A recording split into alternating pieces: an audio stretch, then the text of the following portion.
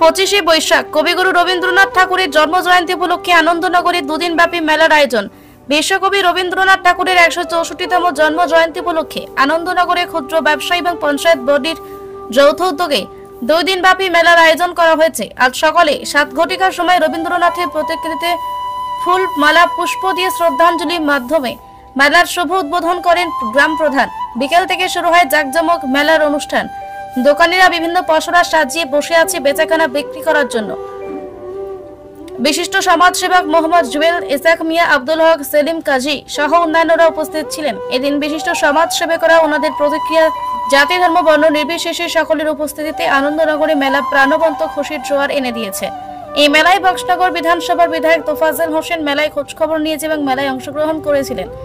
মেলায় যেন মিলন মেলায় পরিণত হয়েছে। ব্যুরো রিপোর্ট, প্রতিবাদ নিউজ।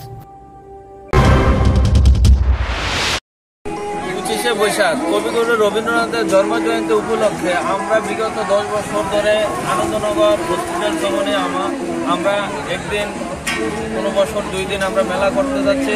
এই বছর আমাদের যথাসময়ে আমরা 2 দিন মেলা করছি, কিন্তু বিশ্বকবি রবীন্দ্রনাথের যে জন্মজয়ন্তী উপলক্ষে আমরা আগামী দিনে যাতে আরও সুন্দরভাবে আমাদের এই আনন্দনগর কমলনগর মিলে যে মহান মেলাটাকে যাতে সুন্দরভাবে পরিচালনা করতে পারি, আগামী দিনে আমরা এই মেলাকে আমাদের আগামী দিনে জারি থাকবে। এই বছর প্রত্যেক বছর নিয়ে আমরা বিগত দিনে যেরকমভাবে করছি তার থেকে এই বছর আরও সুন্দর হচ্ছে, আগামী দিনে আরও সুন্দর হবে।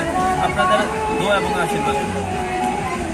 কবিগুরু রবীন্দ্রনাথ ঠাকুরের 164তম জন্মজয়ন্তী উপলক্ষে আমাদের আনন্দনগর গ্রাম পঞ্চায়েত এবং কমলনগর হসপিটাল কমিটি ক্ষুদ্র ব্যবসায়ীদের উদ্যোগে এবং আমাদের সকলের সহযোগিতায় যে মেলা, আমরা 2 দিন এখানে মেলা উদযাপন করতে যাচ্ছি।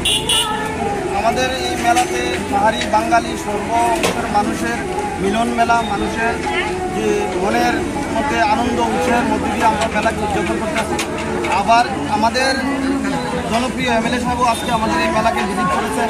ওনার উদ্দীপনায় আমরা আরও আনন্দিত হয়েছি। আগামী দিনে ওনার সক্রিয় সহযোগিতা আনন্দনগর থেকে ধরে কমলনগর এবং বক্সনগরের প্রত্যেকটা এলাকায় মেলা হচ্ছে, আনন্দ হচ্ছে এবং উন্নয়নের কাজ এগিয়ে যাচ্ছে।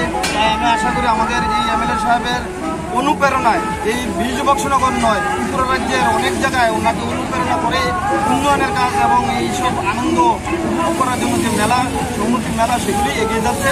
আগামী দিনে সেটা জারি থাকবে। বিশেষ করে আমাদের যে যারা বিক্রেতা অংশের মানুষ, আমাদের বিশালগড়ের একটা বিরাট অংশের মানুষ যে ফার্নিচার নিয়ে আসছে, কাঠের জিনিসপত্র এবং কসমেটিক যারা আছে, আমাদের সাব ডিভিশন লেভেলে বিভিন্ন জায়গায় যারা বড় বড় মেলাতে অংশগ্রহণ করে তারাও আসছে, দোকানপাট নিয়ে এখানে আসছে। আমাদের সাব ডিভিশন লেভেলে বিভিন্ন জায়গা থেকে এখানে ক্রেতারাও আসে এবং বিক্রেতারাও আসে এই মেলাতে।